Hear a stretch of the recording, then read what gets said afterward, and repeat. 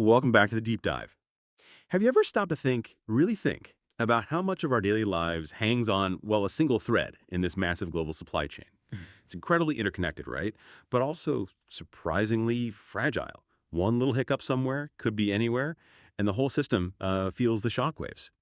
So our mission today in this deep dive is to unpack why putting all your eggs in one basket, or getting all your parts from just one factory, is becoming a risk that nations and big companies just aren't willing to take anymore. We're getting to supply chain diversification. Our goal is for you to get up to speed quickly on why this big strategic shift is happening right now.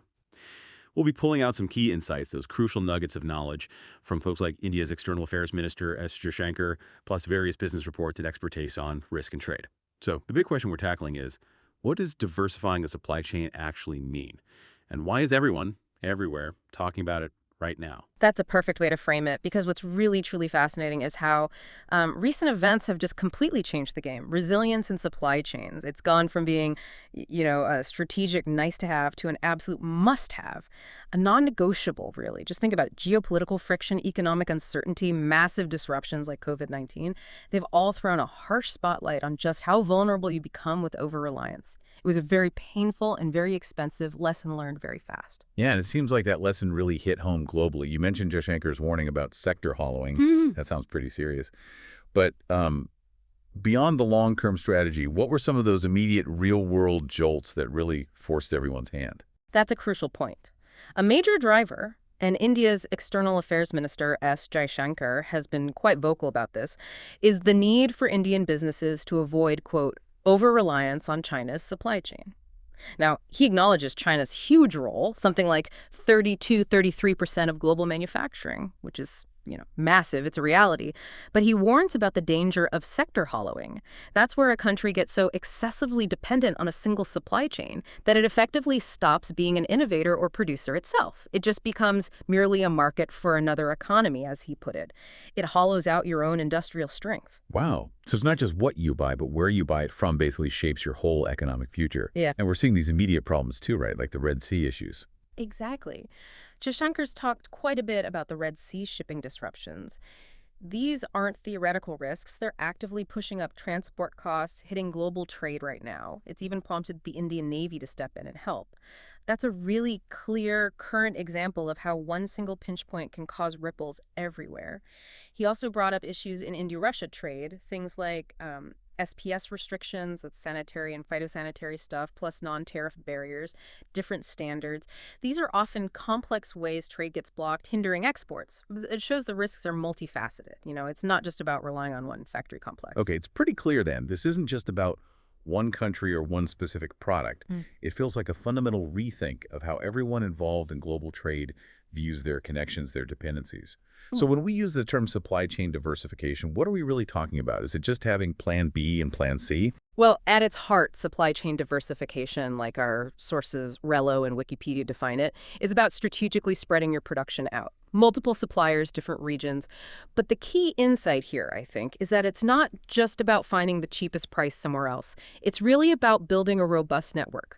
You want suppliers who can offer comparable, maybe even interchangeable products, but each brings something different to the table. Maybe it's speed, maybe quality, maybe they help you navigate specific regulations. It's about building a web, a resilient web, not just a single fragile line.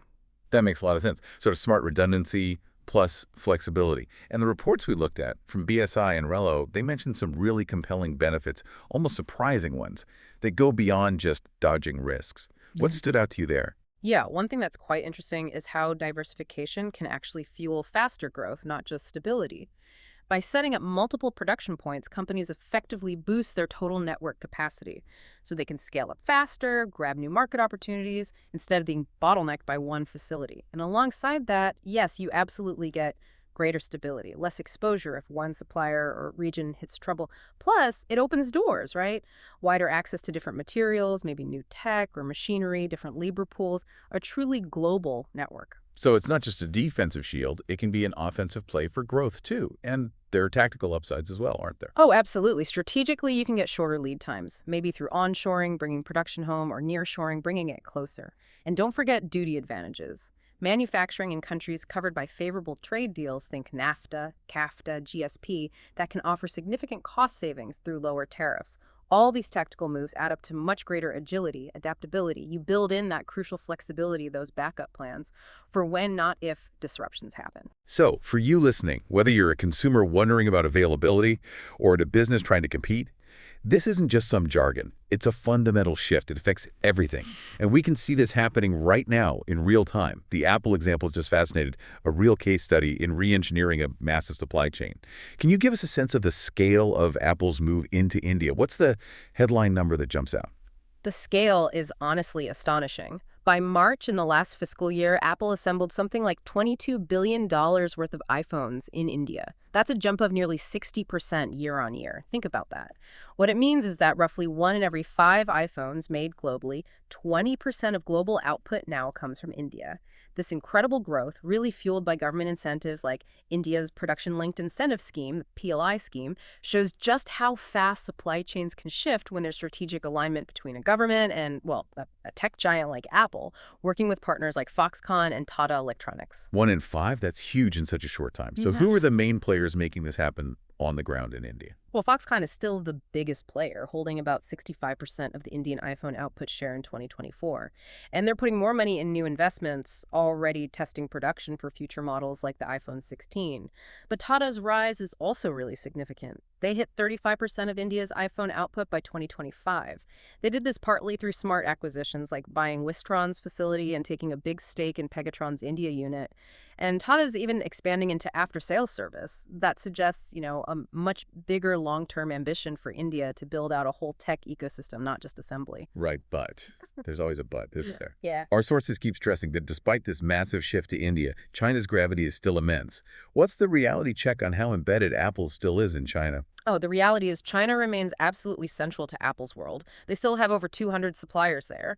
And China still accounts for, get this, more than 75% of global iPhone production. There was an estimate from Bloomberg Intelligence back in 2022 suggesting it would take maybe 8 years to move just 10% of Apple's production capacity out of China. That really tells you something about the sheer scale, the complexity, the ecosystem built up in China over decades. It's not easy to replicate. And it's more than just putting the phones together, right? Raw materials are a huge piece of the puzzle. Yeah. How does China play that card? Absolutely critical. India still depends heavily on China for key raw materials and components. And China uses export controls sometimes. It's described as a strategy of denial, basically limiting India's access to crucial inputs. It's a pretty sophisticated form of economic leverage.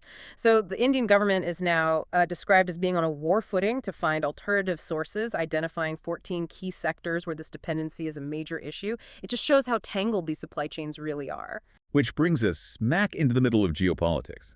There were reports about Donald Trump directly warning Apple's Tim Cook about building iPhones in India. That definitely throws a wrench in the works. How did these kinds of policy uncertainties, maybe shifting winds in Washington from friend-shoring towards more onshoring, how does that affect these really long-term diversification plans? It creates huge headaches, frankly. That reported warning from Trump, I don't want you building in India, coupled with talk of new tariffs, it just highlights how political statements can destabilize years of careful strategic planning overnight. And economically, it's complex. Even if you slapped a 25% tariff on India-made iPhones, they'd likely still be way cheaper than making them in the U.S. Making them stateside could mean price jumps of like $150, $200 per phone. So this constant policy uncertainty makes those huge long-term investment decisions incredibly risky for companies. And Minister Jaishankar has a pretty clear view on how countries like India should navigate this kind of pressure, doesn't he? He certainly does. He sees Trump's approach, using tariffs for all sorts of reasons, trade and non-trade, as a major departure from past norms. He's also criticized what he called the selective application of tariffs, pointing to differences in how Russian oil imports were treated for India versus, say, Europe or China. His core message is really firm. India asserts its right to make decisions based purely on its own national interest. It's about strategic autonomy in a world with multiple power centers. There's also the human factor, the workforce piece. India's workforce has historically been stronger in services, IT, software, less so in large-scale complex manufacturing, perhaps. That's definitely a hurdle they're working on. India does face challenges in scaling up its manufacturing workforce skills. They often need foreign experts for training, and visa rules can complicate that. One source noted that New Delhi is learning a bitter lesson, realizing that China has truly mastered manufacturing both upstream and downstream, and has that deep pool of expertise.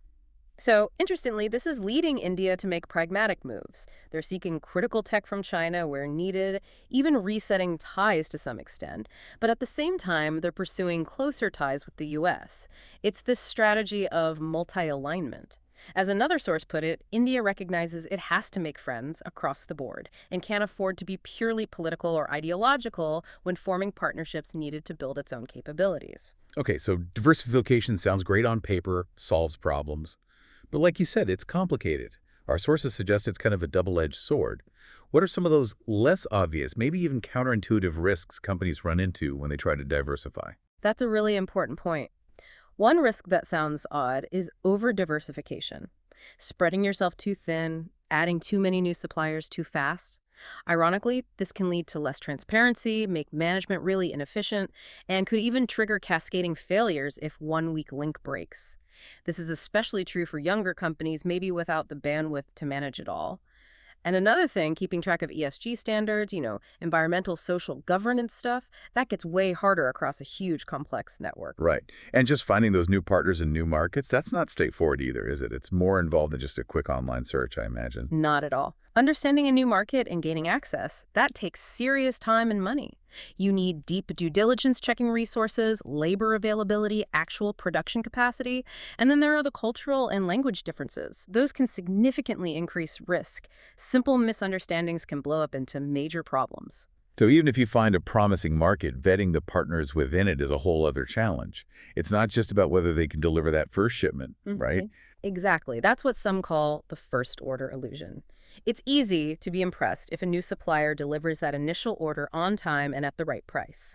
But the real test is long-term reliability, consistency, quality. Finding genuinely reliable partners, especially when many might not even have much of an online footprint yet, is tough. The solution really lies in building deeper relationships, establishing better relationships, as one source put it. Ones built on transparency, shared values, not just quick transactions. Which seems to tie into this idea MAG45 mentioned, the globalization dilemma. That really captures the core tension, doesn't it? Yes, the globalization dilemma puts its finger right on it. It's this constant balancing act between seeking global cost efficiencies, sourcing from anywhere, versus building local resilience through nearshoring or reshoring. Bringing production closer reduces geopolitical risk, cuts lead time, sure, but it often means higher costs, maybe even a smaller pool of suppliers for specialized parts. So the real challenge for companies is finding their specific sweet spot, that right mix between global reach and local strength. It's not a one-size-fits-all answer. Okay, so given all these complexities, all these potential traps, how do businesses and governments actually do this effectively? What are the practical steps someone takes to build a supply chain that's balanced and resilient in this, well, shifting landscape? Well, connecting back to the bigger picture, it really has to be a strategic, planned process, not just frantic reactions when a crisis hits. Sources like BSI lay out some really practical steps. First, you have to constantly evaluate, really analyze where your current vulnerabilities are, know your weak spots. Second, set clear goals. What are you trying to achieve? Reduce dependency on one place, become more agile. Third, choose those new suppliers carefully. Do your homework. Fourth, build strong partnerships, real partnerships. Fifth, have a robust risk plan. Think through scenarios. What will you do when something goes wrong? Sixth, invest where it matters in technology for visibility, maybe, and in training your people. Seventh, stay flexible, be ready to adapt. Eighth, continuous monitoring is key. Watch supplier performance, keep an eye on industry trends. Ninth, collaborate closely. 10th, keep communication open and transparent throughout your network. It's a continuous cycle, really. That's a solid roadmap. And governments have a big part to play too, right? They're not just leaving companies to figure this all out alone. Absolutely not. Governments are actively supporting this. Take the Canadian Trade Commissioner Service, the TCS, as an example. They offer personalized advice to businesses, helping them figure out target markets, become more competitive, find actual opportunities, connect with contacts. They even have services like a market potential assessment, basically detailed intel on opportunities, barriers, competitors in a specific market. Plus, there are funding programs like CanExport. And governments leverage their free trade agreements. Canada has 15 FTAs covering 51 countries. They also provide tools with tariff and trade info. It's a multi-pronged effort to help businesses make these shifts. And circling back to India, their whole approach of strategic autonomy and multi-alignment feels like a really relevant strategy for navigating this complex world. It really does seem like a template for the times. Jaishankar consistently emphasizes India's right to act in its own national interest. Their 21st century strategy is explicitly multi-alignment. That means maintaining good relations with diverse partners, Russia, the US, while also pragmatically resetting ties with China when it makes sense strategically. Like that source said, India has to make friends and can't be purely political or ideological about partnerships. It's pragmatic flexibility aimed at building national resilience in a messy world. And for the supply chain leaders tuning in, MG45 kind of boiled this down to some core ongoing actions. Yeah, their advice is really about continuous vigilance and action. Keep mapping your risks. Stress test your networks, see where they might break. Actively develop multi-sourcing options before you need them. Leverage technology for better visibility into your chain. Invest in those partnerships we talked about. And critically, always be balancing cost versus risk through that globalization approach. These aren't projects with an end date, they're ongoing ways of operating. So pulling it all together, it's clear supply chain diversification isn't just some passing fad. It's a really fundamental rethinking of how the world makes things, trades things, consumes things. It's all about building resilience, building strategic autonomy in a world that feels, well, increasingly fragmented. Balancing those risks is crucial, not just to weather storms, but also to optimize resources, maybe even boost sustainability long term. It's complex, definitely challenging, but seems absolutely vital. And maybe a final thought for you to consider. As nations and companies navigate this incredibly delicate balancing act, what role do we as individual consumers actually play? How might our choices, what we buy, where we prefer it comes from, local versus global, how might those choices be subtly driving or maybe even disrupting these huge global shifts, possibly without us even realizing the full impact? It's something to think about, isn't it? How our actions ripple through this evolving global economy. Definitely food for thought. What stands out to you from today's deep dive? What questions does this raise for you about your own connection, however indirect, to these vast global networks? We hope this deep dive has given you a clearer picture of the powerful forces reshaping our interconnected world. Thanks for joining us.